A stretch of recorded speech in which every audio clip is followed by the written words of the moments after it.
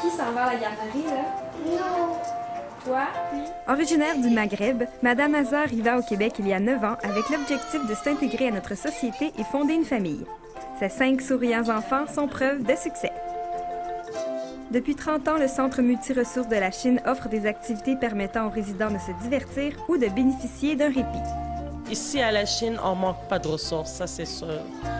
Bien qu'au Québec, le vieillissement de la population soit bien entamé, nous observons à la Chine une augmentation de plus de 7 % chez les 0 à 4 ans, d'où la nécessité de créer la halte garderie.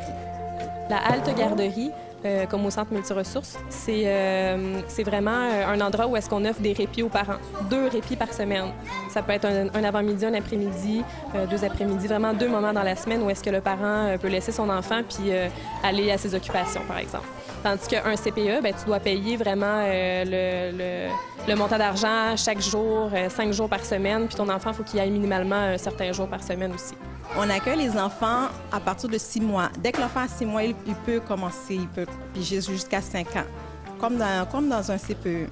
Ça suit les mêmes normes de sécurité, ça suit les mêmes normes, tout ce qui a rapport à l'hygiène, la salubrité, c'est sûr et certain, le ratio aussi. Mais c'est pas nécessairement, ça n'a pas les mêmes buts, ça n'a pas les mêmes objectifs finalement. Ici, par exemple, à la Chine, il n'y a pas beaucoup de CPE, puis il n'y a pas non plus de prématernelles qui sont offertes par les écoles. Alors, la halte garderie ici, la halte répit, ça va vraiment combler ce besoin-là, ce manque-là qu'on peut dire. Parce que les enfants ne seront pas nécessairement prêts pour aller à la maternelle. Il n'y a pas de prématernelle, mais ici, on va vraiment offrir des services où est-ce que les enfants vont être stimulés, où est-ce qu'ils vont pouvoir vivre aussi une première coupure avec leurs parents. Qu'est-ce que ça apporte de plus dans votre vie, ce service-là? Beaucoup de choses. Mes enfants, ils s'intègrent, ils apprennent la langue. Il y a beaucoup d'activités qui se donnent ici pour les enfants puis pour les parents.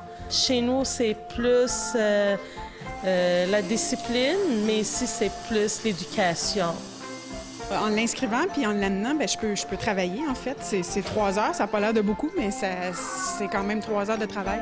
Et puis à Olivia, moi, je trouve qu'Olivia, ça l'aide un peu à la socialiser sans maman. Alors, tout l'aspect socialisation, tout ça, quand je la voyais revenir de la garderie, je la sentais plus confiante, elle jasait plus. Une question me brûlait les lèvres. Malgré la moyenne d'attente de 2 ans, sa mère désire-t-elle une place en CPE? Il n'y a pas de place au CPE. Fait qu'on n'a pas le choix de les ramener ici. Les milieux familiales, j'ai rien contre, mais moi, mes enfants n'y ont jamais été. Je préfère les garder à la maison puis me permettre 2 jours par semaine les ramener ici. Moi, ce que je voulais, c'était une garderie à temps partiel. Et puis quand on fait des recherches, c'est semblement possible, tu sais, quelque chose de 2-3 jours par semaine. Mais c'est impossible. Avec les garderies, c'est tout ou rien. Hein? L'Association des haltes garderies du Québec a lancé le projet éducatif « Je grandis en halte garderie », un outil permettant de soutenir les intervenants dans leurs tâches et réalités quotidiennes.